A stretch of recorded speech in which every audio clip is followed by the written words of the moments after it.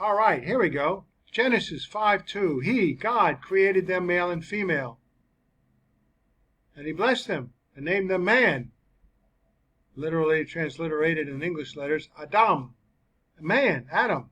Man and woman, Adham, in the day when they were created. When God brought the woman to Adam, the man exclaimed, "This is now bone of my bones and flesh of my flesh. She shall be called woman," Hebrew isshâ, because she was taken out of man. They're the same kind. Genesis 2:23, New King James Version. Henry Morris goes on to say, God put Adam into a deep sleep, and while Adam slept, performed a marvelous surgical operation. Since this sleep was not necessary to prevent pain, as yet there was no knowledge of pain or suffering in the world, there must have been some profound spiritual picture in the action. Although the Hebrew word transliterated tsifilA appears 40 times in the Old Testament, in most of which is translated side, nevertheless it is best translated rib in Genesis 2:21 and 2:22 because of the phrase in verse 21 rendered, "And he, God, took one from his ribs." What else you got in your side? You got ribs.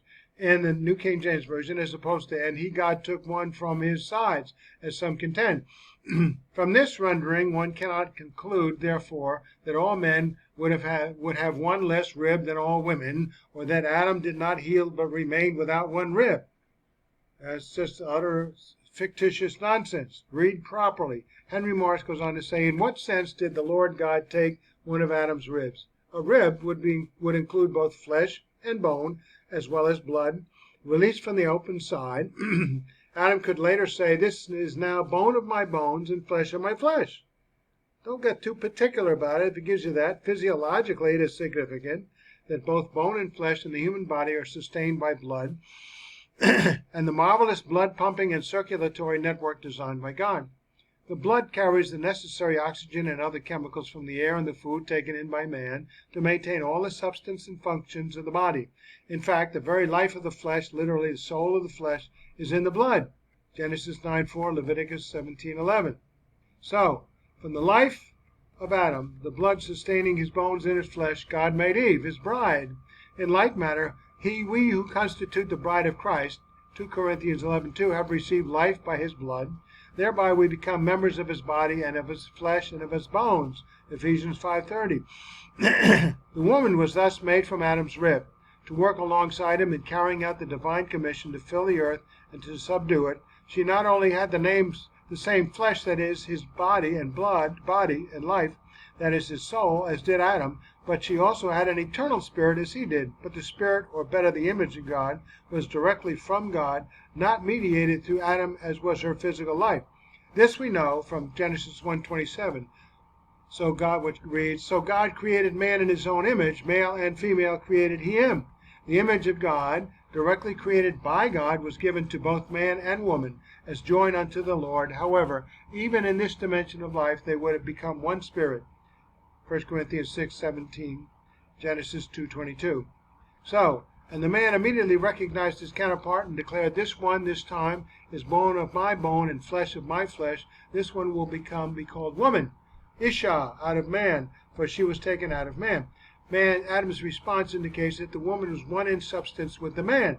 Author Moses then makes an astounding declaration, establishing God's institution of marriage. "Therefore does a man leave his father and his mother, and has cleaved unto his wife, and they became one flesh." Marriage involves one male, one female, becoming one flesh in the sense of God's viewpoint.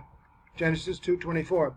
Finally, Genesis 2:25 declares, "And they are both of them naked, the man and his wife, and they are not ashamed of themselves." This implies that there was no mandate for them to wear clothing, and nothing sinful about being naked before God and one another was implied.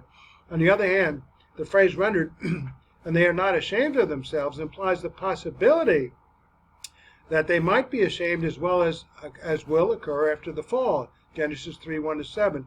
Note that the Hebrew word transliterated arumim in Genesis 2:25, rendered naked in the YLT, signifies being naked in the sense of complete nudity with no association of judgment, but rather one of innocence. On the other hand, the Hebrew word transliterated arumim in Genesis 3:7, different word, signifies naked in the sense of including an acknowledgement of being under God's judgment for being sinful. See, be careful in your vocabulary. And thus is included the account of day number 6 in creation, after which God rested on the seventh day from all his work which he had made, and he blessed that seventh day, and blessed it on the seventh day and sanctified it. Genesis 1:26 and 2:1-4. All right. We've recovered that account. There is no contradiction between the Genesis chapters 1 and 2. Are we satisfied with that? If not, email me and let's look it up into more detail.